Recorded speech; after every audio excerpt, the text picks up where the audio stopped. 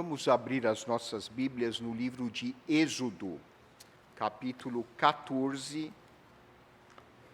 versículos 10 a 31. Assim diz a palavra de Deus. E chegando Faraó, os filhos de Israel levantaram os olhos, e eis que os egípcios vinham atrás deles, e temeram muito. Então os filhos de Israel clamaram ao Senhor. Disseram a Moisés: será por não haver sepulcros no Egito que nos tiraste de lá, para que morramos neste deserto? Por que nos trataste assim, fazendo-nos sair do Egito? Não é isso que te dissemos no Egito: deixa-nos para que sirvamos os egípcios? Pois melhor nos fora servir aos egípcios do que morrermos no deserto. Moisés, porém, respondeu ao povo: não temais, aquietai-vos e vede o livramento do Senhor, que hoje vos fará, porque os egípcios que hoje vedes, nunca mais os tornareis a ver. O Senhor pelejará por vós, e vós vos calareis. Disse o Senhor a Moisés: por que clamas a mim? Dize aos filhos de Israel que marchem. E tu levanta o teu bordão, estende a mão sobre o mar e divide-o, para que os filhos de Israel passem pelo meio do mar em seco. Eis que endurecerei o coração dos egípcios, para que vos sigam e entrem nele. Serei glorificado em Faraó e em todo o seu exército, nos seus carros e nos seus cavalarianos. E os egípcios saberão que eu sou o Senhor, quando for glorificado em Faraó, nos seus carros e nos seus cavalarianos. Então o anjo de Deus, que ia adiante do exército de Israel, se retirou e passou para trás deles. Também a coluna de nuvem se retirou de diante deles e se pôs atrás deles. E ia entre o campo dos egípcios e o campo de Israel. A nuvem era escuridade para aqueles, e para este esclarecia a noite. De maneira que em toda a noite este e aqueles não puderam aproximar-se. Então Moisés estendeu a mão sobre o mar, e o Senhor, por um forte vento oriental que soprou toda aquela noite, fez retirar-se o mar, que se tornou terra seca, e as águas foram divididas. Os filhos de Israel entraram pelo meio do mar em seco, e as águas lhes foram qual muro à sua direita e à sua esquerda. Os egípcios que os perseguiam entraram atrás deles, todos os cavalos de Faraó, os seus carros e os seus cavalarianos, até ao meio do mar. Na vigília da manhã, o Senhor, na coluna de fogo e de nuvem, viu o acampamento dos egípcios e alvorotou o acampamento dos egípcios. Emperrou-lhes as rodas dos carros e fê-los andar dificultosamente. Então disseram os egípcios: fujamos da presença de Israel, porque o Senhor peleja por eles contra os egípcios. Disse o Senhor a Moisés: estende a mão sobre o mar, para que as águas se voltem sobre os egípcios, sobre os seus carros e sobre os seus cavalarianos. Então Moisés estendeu a mão sobre o mar, e o mar, ao romper da manhã, retomou a sua força. Os egípcios, ao fugirem, foram de encontro a ele, e o Senhor derribou os egípcios no meio do mar. E voltando às águas, cobriram os carros e os cavalarianos de todo o exército de Faraó, que os haviam seguido no mar. Nem ainda um deles ficou. Mas os filhos de Israel caminhavam a pé enxuto pelo meio do mar, e as águas lhes eram quais muros à sua direita e à sua esquerda. Assim o Senhor livrou Israel naquele dia da mão dos egípcios. E Israel viu os egípcios mortos na praia do mar. E viu Israel o grande poder que o Senhor exercitara contra os egípcios, e o povo temeu ao Senhor e confiou no Senhor e em Moisés, seu servo. Oremos. Santo Deus, nosso Pai, nós te agradecemos pela tua palavra. Pedimos que o teu Santo Espírito nos instrua agora e nos ensine o que devemos aprender e que possamos, com teu auxílio, aplicar estes princípios ao nosso dia a dia, para que vivamos uma vida espiritual abundante e vitoriosa. Nós te pedimos agradecidos, em nome de nosso Senhor e Salvador Jesus Cristo. Amém. Nós vivemos em uma época marcada pela sensação constante de encurralamento. Nós nos sentimos encurralados em muitas situações nas nossas vidas.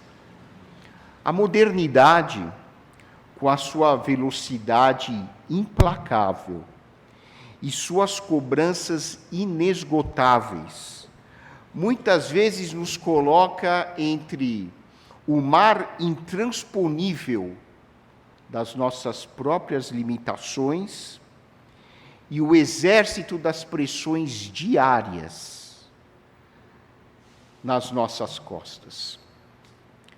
No clássico da literatura brasileira, Grande Sertão Veredas, João Guimarães Rosa captura com maestria a essência desse embate existencial quase diário nas nossas vidas.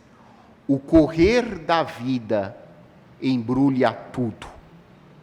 A vida é assim, esquenta e esfria, aperta e daí afrouxa, sossega e depois desinquieta. O que ela quer da gente é coragem, verdade. Nós nos sentimos encurralados diante de várias circunstâncias com as quais nós nos deparamos em nosso dia a dia, e o que a vida requer de nós, muitas vezes, é coragem. E de onde obter tanta coragem? Quando nós olhamos para a realidade ao nosso redor e nós identificamos as vulnerabilidades estruturais das nossas instituições, não apenas aqui do Brasil, mas em todo o mundo, nós olhamos para o quanto essas estruturas são frágeis. Por exemplo, nós observamos a fragilidade no sistema educacional, a fragilidade no sistema de saúde, nós verificamos a fragilidade no funcionamento de instituições ligadas ao poder executivo, ao legislativo, ao judiciário, e aqui nós não estamos criticando essas instituições, nós apenas verificamos o quanto o nosso mundo é vulnerável e frágil, o quanto as nossas instituições ainda são carentes de um funcionamento adequado.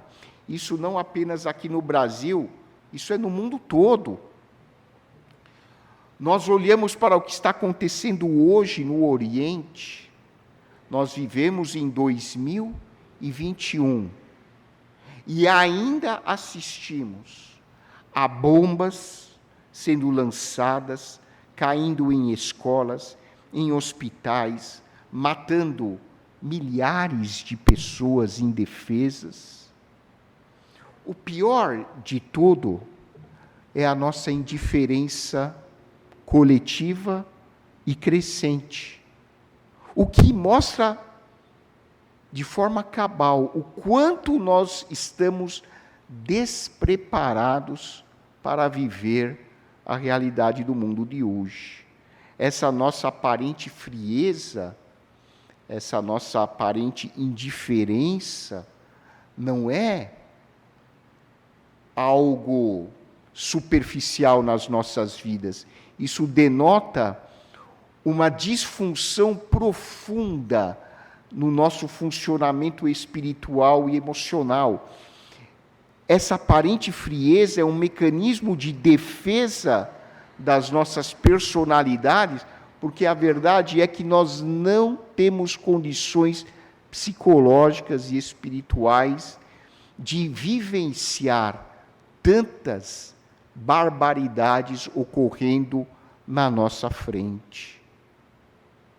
Gente, são crianças, mães, homens, perdendo a sua vida inutilmente, porque o mundo é governado por gente insana. Por gente, às vezes, que até afirma conhecer Deus, mas é uma afirmação da boca para fora, porque, espiritualmente falando, o conhecimento de Deus se traduz em atitudes de respeito e de amor ao próximo. Nós vivemos uma tensão aguda, meus irmãos, todos os dias, entre as cobranças e as pressões que nós sofremos e a nossa fragilidade de outro lado. E é exatamente essa tensão aguda que é descrita no livro de Êxodo, num momento muito crucial da história do povo de Israel. Um povo que havia vivido centenas de anos de escravidão, um povo vítima de um império militar e econômico. Naquela época, quando esse texto foi escrito, o Egito era uma potência militar e econômica, e os hebreus haviam vivido séculos de escravidão. A sua mente estava condicionada a essa escravidão. E o texto descreve o momento em que eles experimentam o livramento de Deus. Na verdade, a travessia do Mar Vermelho não é simplesmente um mapa geográfico da libertação de um povo que viveu escravo. É o mapa definitivo da resiliência humana e espiritual diante das nossas angústias. O que o povo de Israel vivenciou naquele momento é muito provavelmente o que você e eu, como seres humanos, vivenciamos, só que de outra maneira.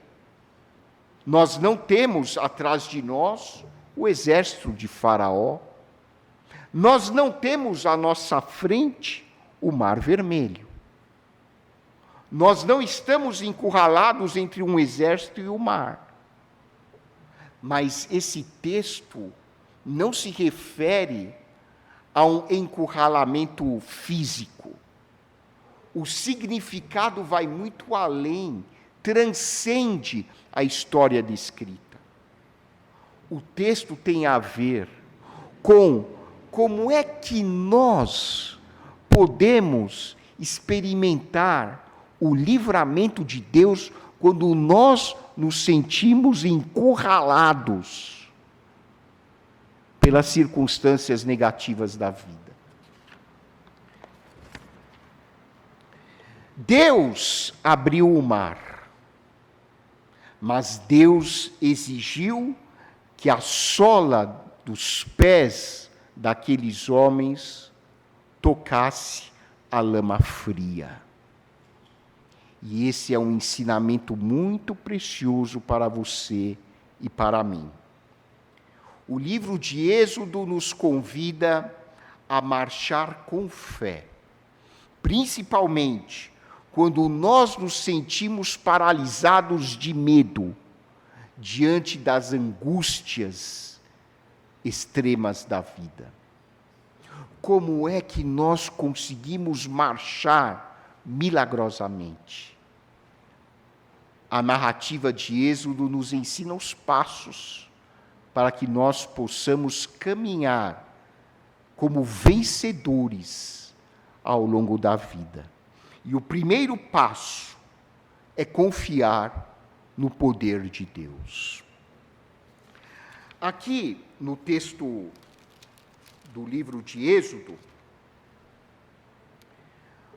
os hebreus já estavam próximos ao Mar Vermelho, e eles olham para trás e veem o exército de Faraó. A gente hoje, em 2026, a gente lê essa história e pensa que a gente está assistindo a um filme de sessão da tarde. Aquelas carruagens, aqueles soldados com aquelas sandálias que a gente vê nos filmes. Mas imagina essa cena hoje, não com um exército de Faraó, mas imagina, nós como descendentes de armênios, nós ouvimos essas histórias dos nossos pais. Imagine você hoje, olhando para trás e vendo tanques e lançadores de mísseis nucleares. Não é carruagem com rodinha. E à sua frente, um mar intransponível. Você está encurralado. Atrás, um exército de uma força imperial. À frente, o mar. Não tem para onde fugir. Não tem escapatória. Será que você e eu não vivemos uma situação parecida todos os dias? Ou com frequência? Quantas vezes nós, como seres humanos, nos vemos em situações em que não há uma solução humana racional e plausível? Assim como o povo hebreu se viu encurralado, muitas vezes você e eu nos sentimos encurralados também. Não por causa de um exército, mas por outras circunstâncias. Talvez um problema familiar grave.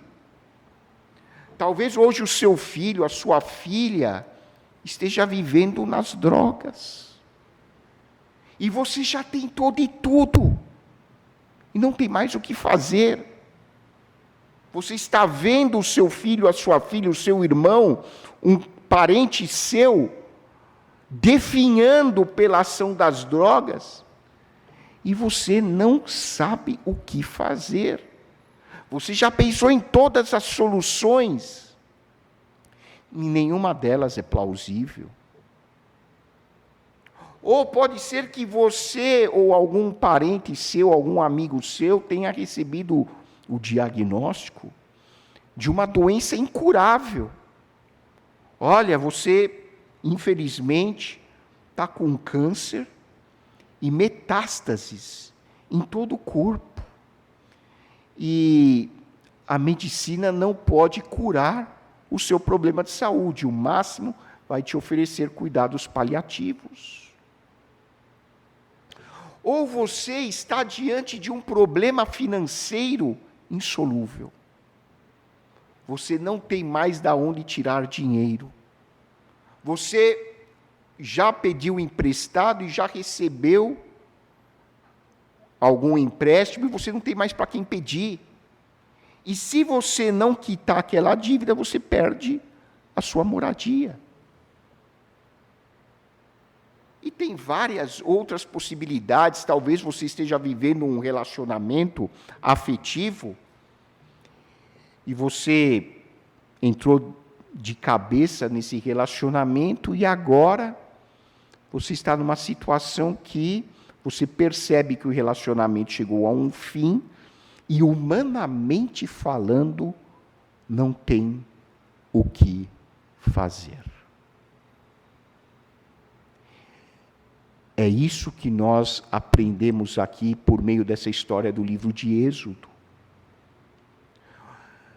O Novo Testamento nos ensina que essas histórias não foram escritas para dar aula para criança na escola dominical. Essas histórias foram escritas para que a igreja possa aprender com a experiência que os hebreus tiveram no passado. E nós, como cristãos, com a iluminação do Espírito Santo, vamos aplicar essas experiências nas nossas vidas hoje. Quando os judeus, os hebreus, na verdade, perceberam que estavam encurralados, qual foi a reação deles?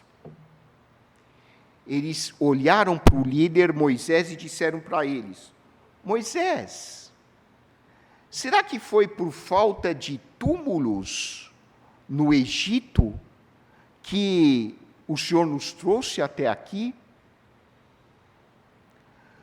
Não era melhor nós morrermos como escravos? Pelo menos nós tínhamos comida. O Senhor nos trouxe até aqui para nós morrermos vítimas desse exército que está atrás de nós? Que cinismo! Eles haviam acabado de experimentar uma série de milagres, por meio dos quais eles foram libertos da escravidão. Mas, meus irmãos, você e eu somos assim também. Quantas vezes nós olhamos para Deus com revolta e questionamos a sabedoria de Deus e dizemos: Deus, por que eu estou nessa situação? O Senhor me libertou tantas vezes no passado para me deixar numa situação vergonhosa, uma situação de fragilidade, de vulnerabilidade, em que as minhas necessidades são expostas para os outros de maneira crua. Deus, o que eu fiz de errado? Como que o Senhor, sendo tão poderoso, permitiu que eu chegasse numa situação dessas? Nós reagimos muitas vezes, quando nos sentimos pressionados, encurralados, exatamente da mesma maneira que os hebreus reagiram quando se viram sem saída. E aqui, meus irmãos, nós vemos na história de Israel que eles haviam saído do Egito, mas o Egito não havia saído da cabeça deles. E isso acontece conosco também. Nós fomos resgatados do mundo, mas o mundo não saiu da nossa cabeça. Nós, infelizmente, ainda somos influenciados pela nossa história de vida do passado, por traumas que nós vivenciamos, por opressões que nós experimentamos. A nossa história de vida não saiu de dentro de nós. Nós continuamos, assim como aqueles hebreus, nós continuamos sofrendo culturalmente, psicologicamente, espiritualmente, a opressão do pecado, as influências malignas que nós recebemos do ponto de vista educacional, do ponto de vista moral. recebemos ao longo da nossa infância, da nossa juventude. Essa história está enraizada dentro de nós. Esse script de vida está dentro de nós. Nós não nos libertamos disso, da presença, da influência do nosso passado nas nossas vidas. E é isso que o povo hebreu estava experimentando. Embora eles tivessem visto o poder de Deus, eles entraram em pânico. E quando nós entramos em pânico, nós falamos bobagem. Nós fazemos bobagem. Porque nós não estamos raciocinando com clareza. E foi essa exatamente a reação do povo hebreu. Eles acabaram de ver as pragas, como foram libertos, mas na hora do pânico, qual foi a reação deles? Moisés, foi por falta de túmulos no Egito que o Senhor nos trouxe até aqui? E a resposta do líder, qual foi? Se fosse um de nós, talvez, sem muita iluminação espiritual, vão se catar. Mas qual foi a resposta de Moisés? Moisés, porém, respondeu ao povo: não temais. Aquietai-vos e vede o livramento do Senhor que hoje vos fará. O Senhor pelejará por vós, e vós vos calareis. Aquietai-vos.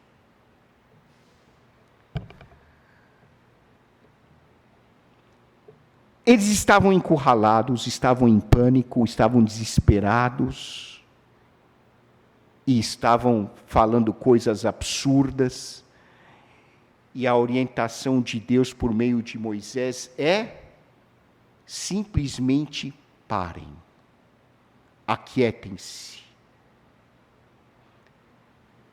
entrem em contato com o aqui e agora e vejam o que Deus vai fazer por vocês. Vocês não vão precisar fazer nada agora. O Senhor pelejará por vós, e vós vereis o livramento do Senhor. Meus irmãos, quando nós estamos em pânico, a primeira coisa que precisamos fazer é nos aquietar, usando um pouco da linguagem da psicologia, sair do nosso lado criança assustada, criança desesperada, e entrar no nosso adulto.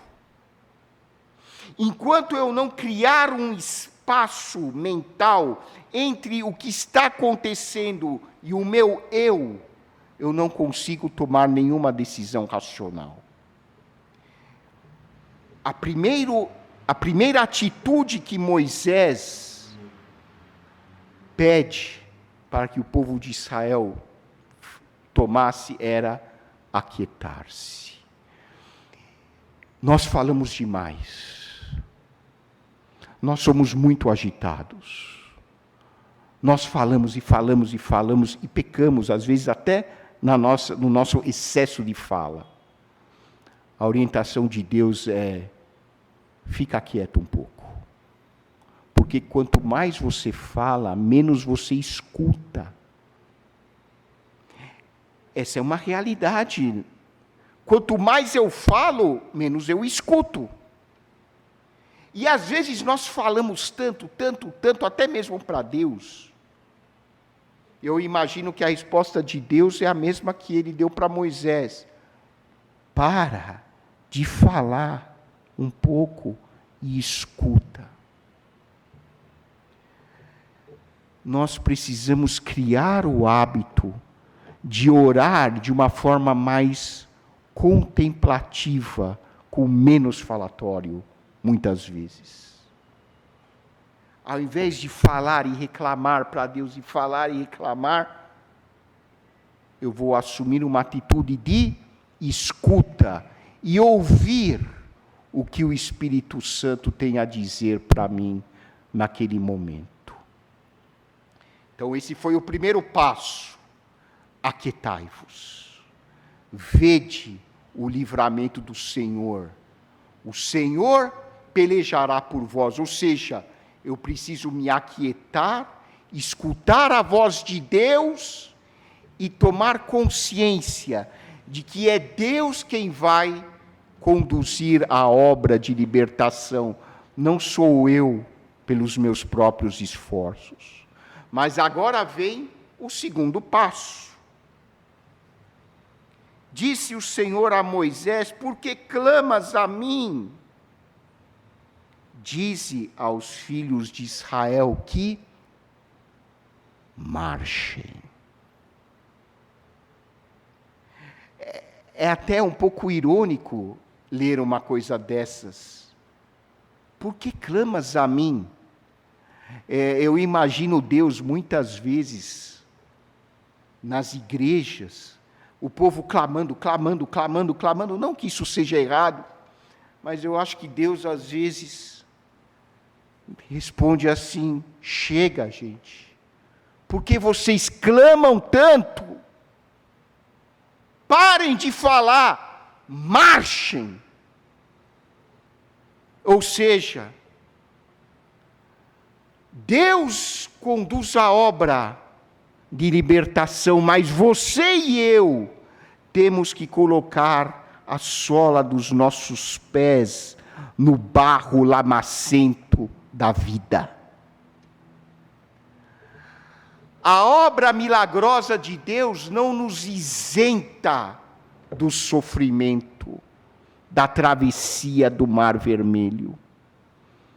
Não é Deus quem vai atravessar o Mar Vermelho, somos nós. Deus vai separar as águas, mas não é Ele que vai andar ao longo da terra lamacenta, é você, sou eu.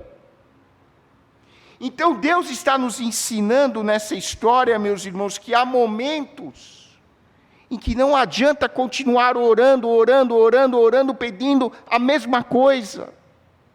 Há momentos em que Deus olha para você e para mim e diz: para de clamar e anda, marche, eu já abri o mar, é você que tem que andar agora, faz a sua parte.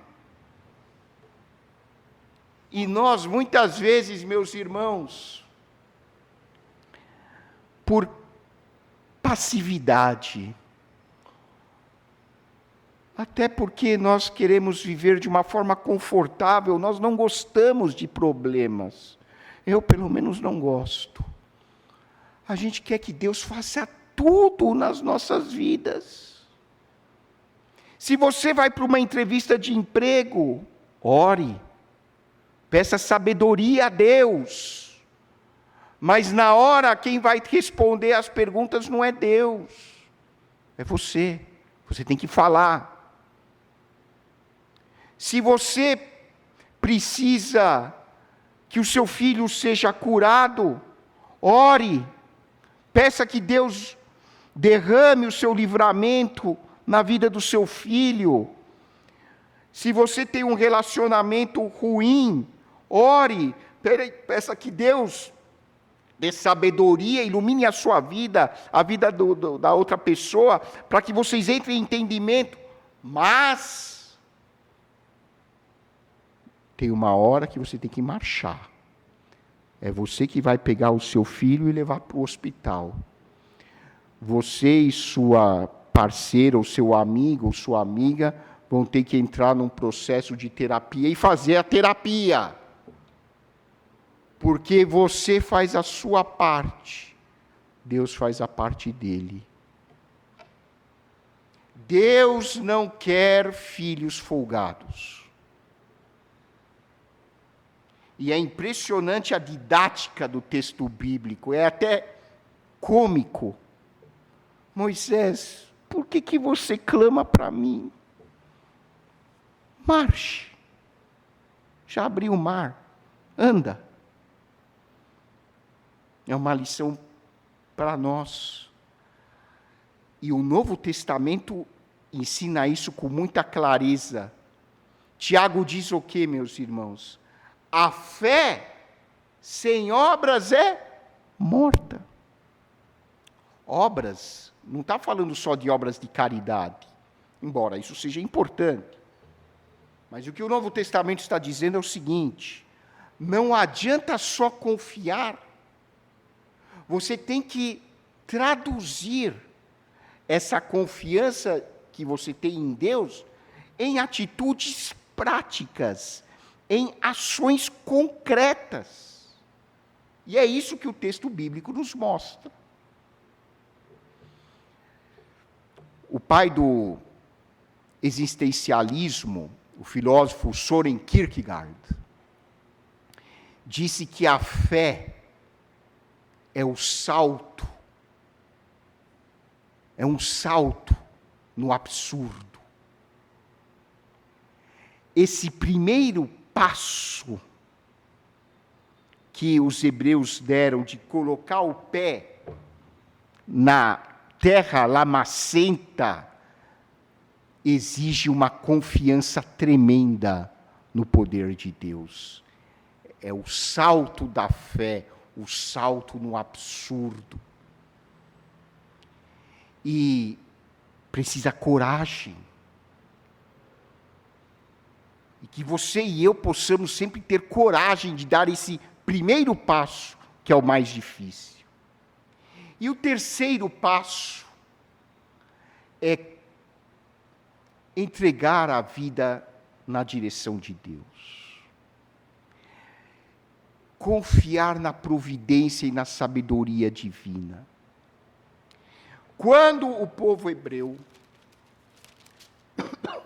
chegou do outro lado do Mar Vermelho, o que diz o texto bíblico? Versículo 31. E viu Israel o grande poder que o Senhor exercitara contra os egípcios, e o povo temeu ao Senhor e confiou no Senhor e em Moisés, seu servo. Nós só aprendemos a confiar verdadeiramente em Deus quando nós carregamos as cicatrizes e atravessamos mares nas nossas vidas. A fé é construída na prática, a cada dia. Eles só aprenderam realmente a viver pela fé quando eles passaram pela experiência dolorosa do livramento de uma situação em que eles estavam encurralados. Muito provavelmente você e eu, em algum momento, ou talvez até agora no presente, estejamos no sentido encurralados diante de alguma situação. Lembre-se, Deus permite que você viva coisas assim, porque é só através dessas experiências que a sua fé vai sendo construída e aprimorada. Os hebreus não aprenderam a confiar no Senhor ouvindo sermões de Moisés. Os hebreus aprenderam a confiar no Senhor porque eles viram que estavam encurralados e atravessaram o Mar Vermelho com a ajuda de Deus, mas foram eles que atravessaram. E essa é a mensagem que o Espírito nos traz hoje, meus irmãos. O Espírito de Deus nos diz hoje o seguinte: se você está encurralado, ore, clame a Deus, porém, marche. Não fica parado. Marche. Marche milagrosamente. E você verá o tremendo livramento que o Senhor vai fazer na sua vida. Que Deus nos abençoe. Yelitzkirke mesgăhăravire, havatkov kalelu, ierp gianki vaheren u tăjvarutiunere, găporțen mes antamala luțel. Pohanac hujabi madnăvelu, an hănarin tăvațoh, iravijak nerun timaț, menc betke sorvink, hantardil ev văstahil astudzo zorutian. Ais văstahutiună găbahance, vor menc mer havatcă corzi veradzenc, ca ceapar haciort cailă Arnelov tebi anhaidă. Ierp surp hochiin, araci nor tutiamp gă calenc, asvați gă corze mezi hamar, ev anhărajești imas lutiună guda, archel kneră hahtahare lu. Ai sporțuneren, vera brelu, port sarutiună gă gerbarana pohe, ev gă zorat săne, mermitcă, haciort oră mezi hor hahahutiun perelov. Avelin, mer hachtagan ev paroyagan anscă iprev văgaiutiun ev abahov himp gă zaraie nor serunc nerun, voronc bidi sharunagen urish nerun, hocadarutian arakelutiună.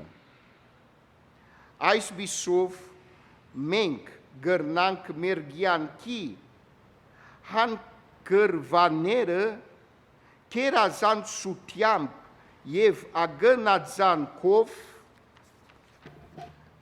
pagel, kidnalov, vor hisusi het găcalenc, amen or hărașcner ăstanalov, ortneală la astuzohuscă.